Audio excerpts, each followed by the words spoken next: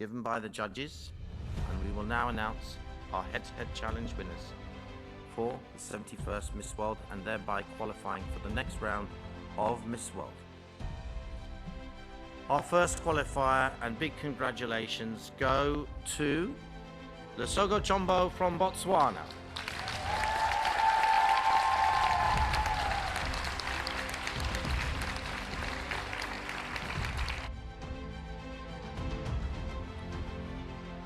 The second qualifier is Ada Emi from Nigeria.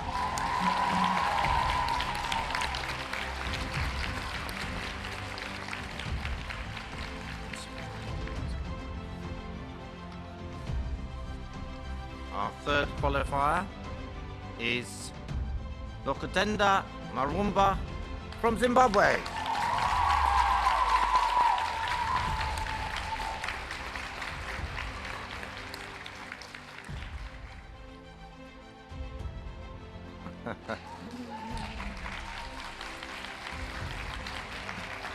Yeah, a few fans from Africa here.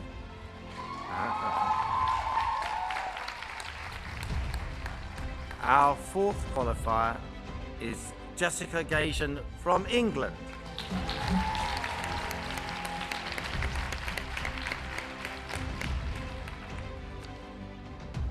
And the final place qualifying for the next round of Miss World is Yasmina Zaytoun from Lebanon.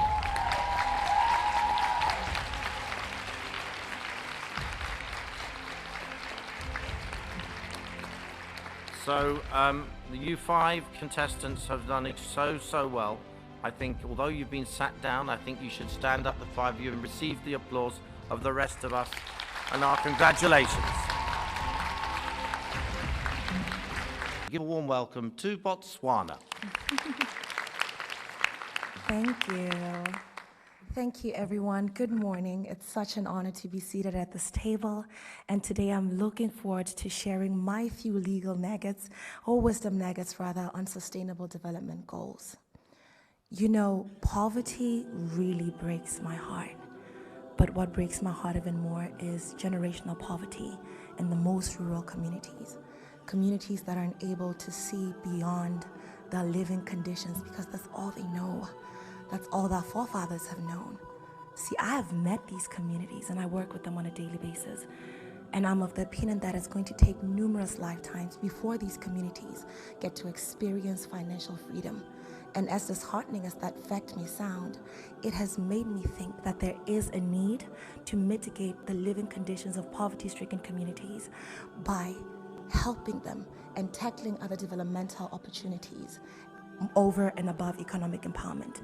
And I'm very proud that My Beauty with a Purpose, the Genesis Project, has found a formula that creates sustainable development for economically disadvantaged communities while taking into account their limited financial means. We run a developmental program that equips parents with the necessary skills and behavioral attributes of how to create a conducive environment for the economic, physical, social, mental, and cognitive development of their children. And we do this because we know that it applies to 5 sustainable developmental goals. That is quality education, healthcare for all, ending hunger, ending poverty, as well as implementing goals and strengthening global partnerships. We have intimate conversations with parents in economically disadvantaged communities where we talk about issues such as nutrition in order to end hunger and deaths caused by malnutrition in alignment with Sustainable Development Goal number 2. We also have conversations about creating a healthy home space in order to ensure that we reduce deaths and we reduce preventable infections in alignment with Sustainable Development Goal number 3. And while taking into consideration the illiteracy of these communities, we teach these parents how to nurture their children's education in order to promote sustainable education. And this is in alignment with Sustainable Goal Development number 4. And because we are so passionate under the Genesis Project, we're very passionate about sustainability, We work with communities and with stakeholders in the community in order to implement this project. We also get funding from national and international organizations such as Stanbic Bank Botswana and Khoemacau Copper Mine in order to align ourselves with Sustainable Development Goal number 17 in order to strengthen implementation and our partnerships. I truly believe that teaching these communities about day-to-day and practical skills, behavioral attributes that they can practice on a normal day is the key to end poverty and to strengthen, to fulfill, to pursue, to achieve sustainable development goals at grassroots level. And I think that this lesson is the bridging gap that these communities really need in order to have justice against poverty. Thank you.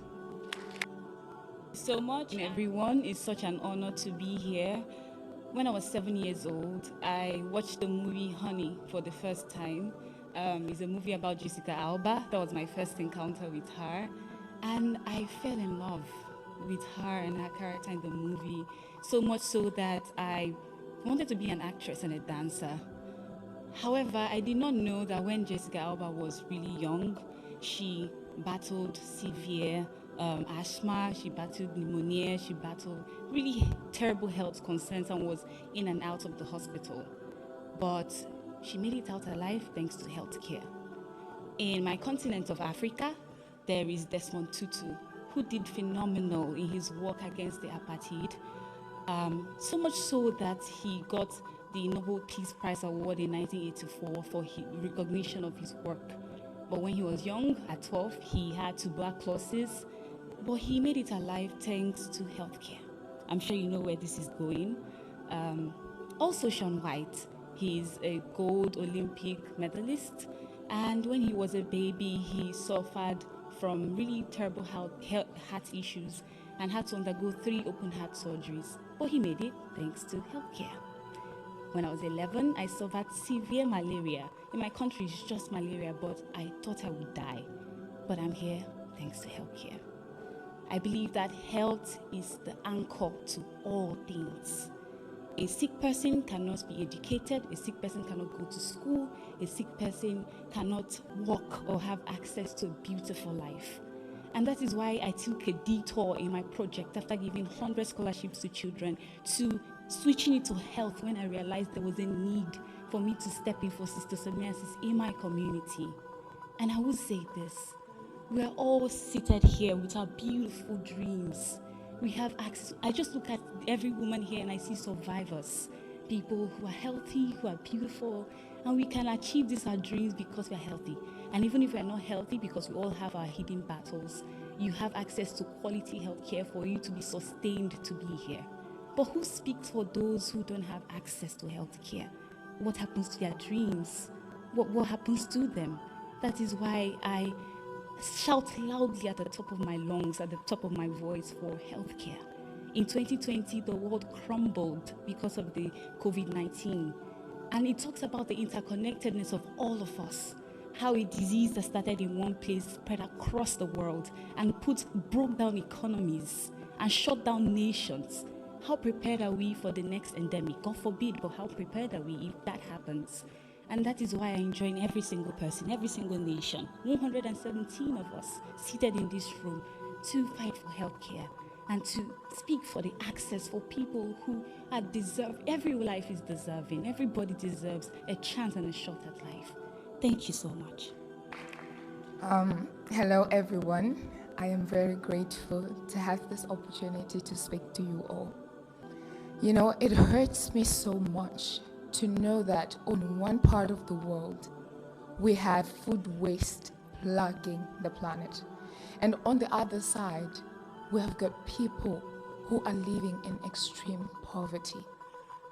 Let's move our faces to the numbers for a little bit. Did you know that approximately 820 million people are living in extreme hunger and poverty? It could be due to conflict, due to climate change, due to economic shocks. But I found a solution. And let me tell you something. Behind every statistic, there is a story. a story of a community living in poverty, a story of a family struggling to put food on the table, a story of a child who is malnourished, a story of a child who cannot go to school because of poverty, a story of a child who goes to bed hungry, a story of a child who is dying of hunger, and we speak about children are the future. Well, I do have a solution to the problem of hunger and food insecurity, and I am a testament to the power of that solution: sustainable agriculture.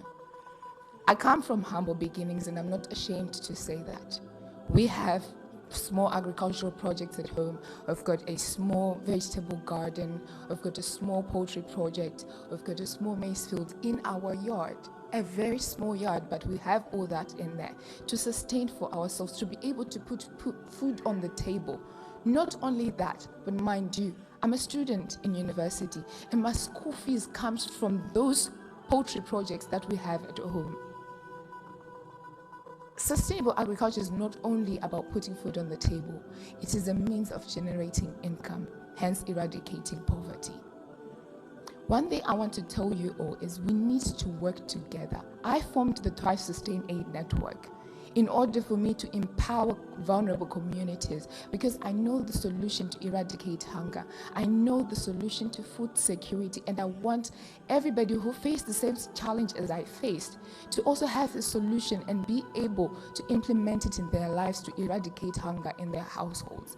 I formed the Thrive Sustain Aid Network and partnered up with the government and the Ministry of Agriculture in my country through the Department of Agri-Tech, and I invited an agronomist who happens to be my mother to come with me on my outreaches to teach people on sustainable agriculture. We donated foodstuffs, we gave them seed and fertilizers for them to plant and sustain for themselves in the future. We need to work together and build up connections as different countries.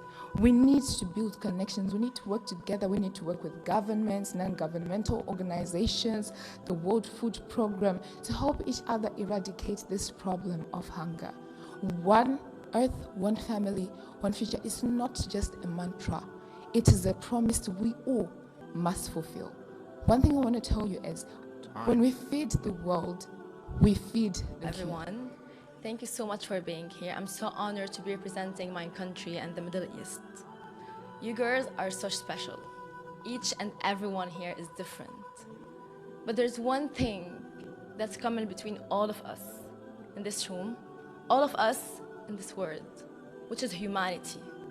We all have the same human feelings. We all know what's like to be happy, what's like to be sad, what's like to be angry, hungry. We all know these feelings. And listening to all of your stories made me so emotional, especially Miss Belgium. I love you so much, and I know that you're so strong. And I come from a country where I know what's like to fight for your human rights, for your basic human rights. That's why I chose sustainable development, because I know this is the only solution for all the problems. I've heard all of your stories, and there's always a solution for everything. But all of these solutions are under one umbrella, which is sustainable development. What is sustainable development?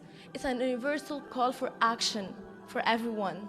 So we can stop poverty, we can stop hunger, and we can protect our planet so everyone can live with dignity.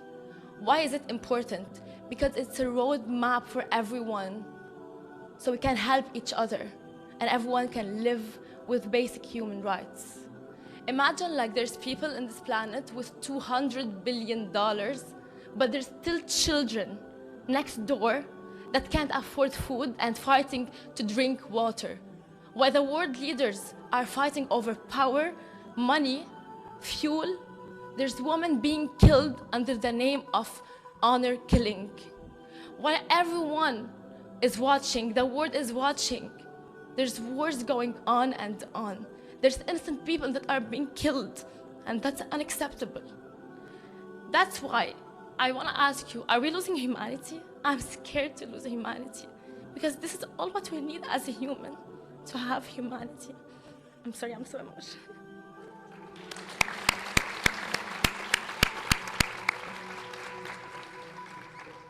I believe like everyone, everywhere in this planet, no matter what they come from or who they are, they deserve to have basic human rights. They deserve to have clean water, healthy food, electricity.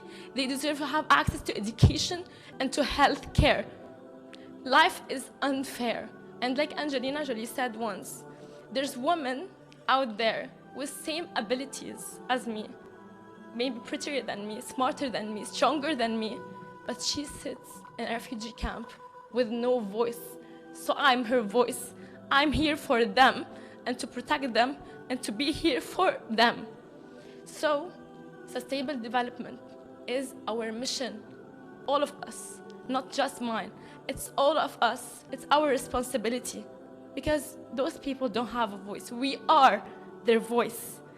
And we're not waiting for any leader or decision maker to step or to do the first step because we are the leaders and it's our responsibility. You are the leaders because we don't just talk, but we act. Shukran. Hello everyone, thank you so much for giving me the opportunity today to speak in this wonderful venue in a wonderful country about a topic I am so incredibly passionate about. Today I'm going to be talking about climate change, but primarily that caused by the aviation sector. Now, climate change has a significant impact on our health, our agriculture and our food security. And although the global aviation carbon emissions stand at just 3% out of the 100%, the exponential growth of the sector means that this is set to rise to 25% by the year 2050. So it's really important that now we implement new technology in order to beat these statistics. Now, as I'm sure you're already aware, CO2 in its rising levels is bad for our planet.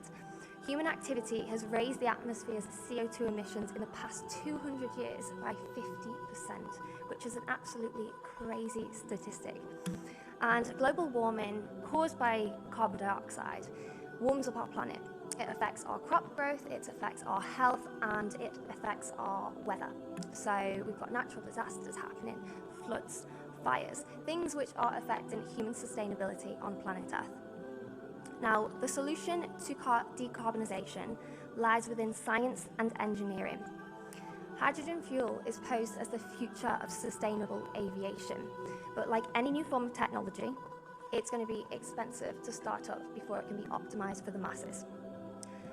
Luckily for us, hydrogen is abundant on planet Earth, but in order for aircraft to be powered by it, we must reimagine current configurations. And this means addressing energy production, logistics, the capture and storage of hydrogen, and also knowing that hydrogen burns faster and hotter than kerosene, which means we massively need to modify aircraft, which is a massive task for aerospace engineers. Now, I think a lot of people think of technology and they think of something which is handheld or potentially software, but technology can be the size of an aircraft. The main challenge facing engineers is to understand new fluid dynamics, structural mechanics, and the phenomena a modified jet would encounter. Phenomena could include thermoacoustics, it could include flashbacks, and it can include thermal gradients. And I'm aware that I've only got 3 minutes to speak on this issue today, so if anybody has any questions regarding any of those things a little bit later, please come and speak to me and I'll do my best to explain them to you. In brief, hydrogen is the future. It's just going to take us a little while to get there. And this is caused by lacks of funding, but more than anything, a lack of people going into these sectors. And this is why it's of paramount importance that we encourage the next generation into science, technology, engineering and maths to sustain human life on planet Earth. Thank you.